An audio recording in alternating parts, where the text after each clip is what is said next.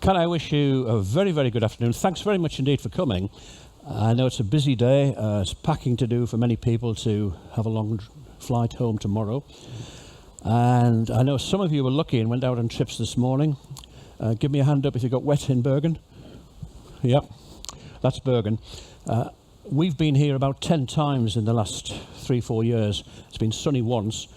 And as you probably know, if you look at the map, the whole of the Atlantic comes all the way across, and the first thing it hits is Bergen, which is why it's often wet, but quite a place to be. So let me tell you something about these modern Norwegian heroes. The first thing to say is that's a modern picture. As you can see, the guy's got modern climbing equipment and the protective stuff and all the rest of it. But going back, it wasn't like that. A place called Rjukan, which is more or less due east of where we are now in Bergen. The heavy water plant there, and I was just saying to a couple of guests, the importance of this, and a bit more about it shortly.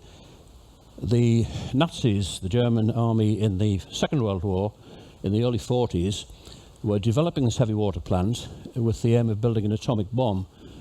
And the little things or the big things in history, if they hadn't done that and they'd had the atomic bomb before the Allies, you can imagine the history would have been changed. We'd have been living in a very different world, and this ship would have been flying a swastika or thereabouts. And you know, you look at the way the history went because of that. So when you look at where we're actually going on this, that was the Norsk hydro plant way back in 35. And the heavy water originally was a kind of byproduct of making fertilizers. And people who are good at science understand it better than I do, but basically the heavy water, extra kind of molecules in it, which is the one you need to actually process into uranium, make atomic bombs and all the rest of it. So that's how it was in 1935. You can see it's inaccessible largely. It's halfway down a mountain. It's got supply chain coming down. And once the Germans invaded Norway, they took it over with the aim of developing their own atomic bomb. Now, once the Allies got to know about it, they tried various bombing raids. So the British Royal Air Force and the American Air Force tried various bombing attacks.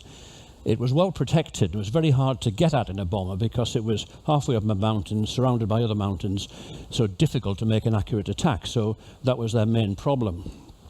And then we look at the problem that the saboteurs had. They were going in conditions like that. As I say, they didn't have the modern climbing equipment or protective equipment the modern climbers do. And of course, they're in danger of being shot by the many German soldiers who were guarding it. And it's wonderfully appropriate to be talking today because, you know where we were yesterday in the Shetlands? What happened at the start of the war, a lot of young Norwegians got across from Norway by boat to places like the Shetlands to escape the Germans. And many of them volunteered to be trained by the British Army in the early stages of the war in sabotage.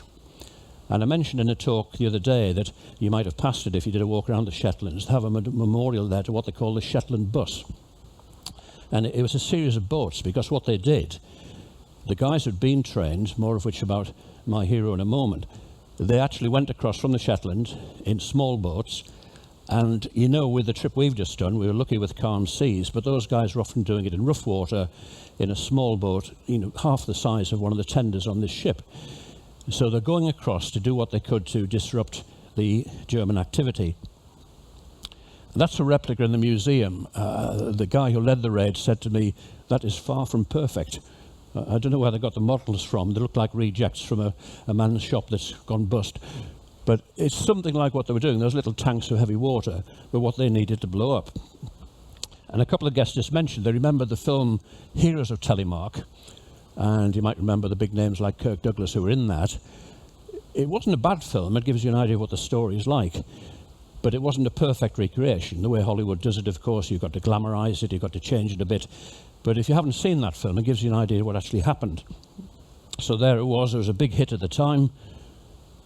And the interesting thing about that, the cooperation of Norsk Hydro at Rjukan, and they cooperated in the making of the film where they'd been attacked. Now, I was lucky enough to meet, that's me on the far left looking a smidge younger, the guy next to me is Ronan Burger. He was the man who led the raid there, and when he did it, he was 23. And he led a group of saboteurs that had been trained in various things to do. They were sent across by boat from the Shetlands to Norway to lead this raid. incredible guy. And that occasion, a company called these days Hydropolymers, some of you might know, they have plants all over the world, including the US and in the UK. And they had a big anniversary, and I was invited to compare this event, and I interviewed Joachim Ronan Burger on stage. And he was absolutely incredible. He speaks perfect English for a start, as many Norwegians do, but he was so modest. He refused to be called a hero. He said it was a job that needed doing. But these guys, bearing in mind, as I said, the heavy water plant was heavily guarded, surrounded by heavily armed soldiers, all kinds of things to stop them. There was a bridge across, but of course they couldn't use it because they'd be shot off it if they started to walk. So in bad weather, they had to go down a cliff, across the frozen river at the bottom, up the other side, and then get into the place to actually destroy it. All of them carried cyanide because they knew if they were captured, the death would be there. So every one of them had a cyanide capsule if it went wrong. Happily, it didn't. But Joachim actually had a sense of humour about it. He said when they got into the control room, where the heavy water was, there was a Norwegian guy there, an engineer who had been forced to work there by the German occupiers. And they said to him, look, if we leave you here, they're going to presume you were part of this and let us in. You'll be shot, so you better come with us. It was now pitch black because they didn't put lights on. And he said, well, I need my spectacles first. I've dropped them. And he knew in wartime getting a spare pair would be nigh on impossible. So the guy is scrabbling about on the floor trying to find his spectacles before they would actually leave. Happily, they got out, they did their explosive work, and they had to leave on skis. And they went all the way across from Norway to Sweden on skis, with the German army not far behind them. Happily, they got out of there fine. But when you look at the future, I mean, that's Joachim Ronan Burger. A few years back, he was honoured at the House of Lords in London, in England, quite rightly too. I mean, what he did is quite stupendous. And as I say, when you meet the man, I was very, very lucky to meet him in person. He passed away just last year at the age of 99, and I think it was a reward from above, you know, to give him a long life for all that he'd done and changed the world. But to say he was 23 when he led that raid. That's him as a young man. That's Joachim Ronan Burger, second from the left, and second from the right is the King of Norway after the war, who presented the highest honour the country could give for the work he'd done.